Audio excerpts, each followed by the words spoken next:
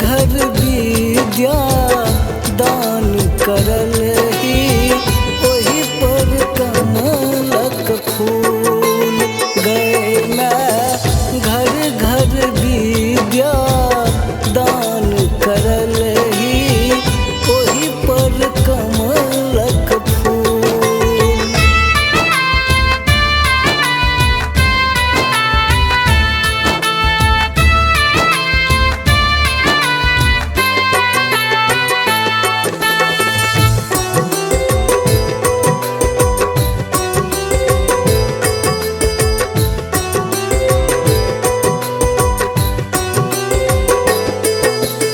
जन्म कर्म में सब हक मैं तू घर घर पूजै छौ फूल।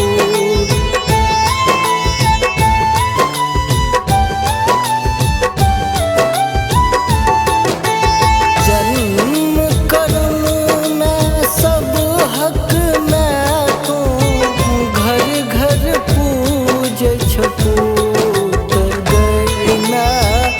घर घर विद्या दान करल ही ओही पर कमलक फूल गए मैं घर घर विद्या दान करल ही ओही पर कमलक फूल।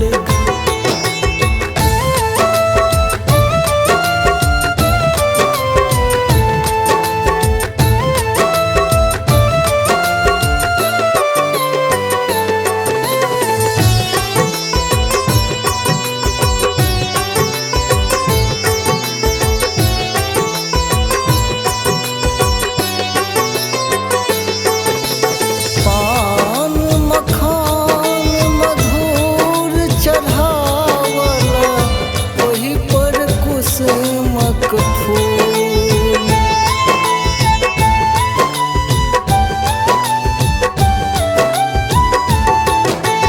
पान मखान मधुर चढ़ावल ओही पर कुसुमक फूल गए मैं घर घर विद्या दान करल ही ओही पर कमलक फूल गए मैं घर घर विद्या दान करल ही ओही पर कमलक फूल।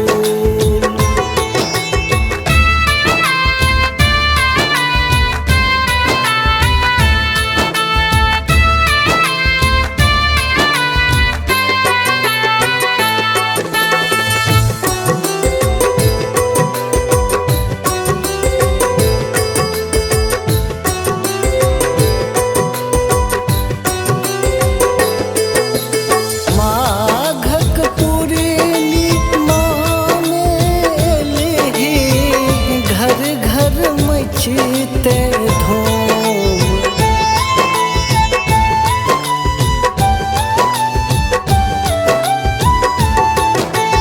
माघक पूर्णिमा में एलही घर घर मचते धूम गए मैं घर घर विद्या दान करल ही ओही पर कमलक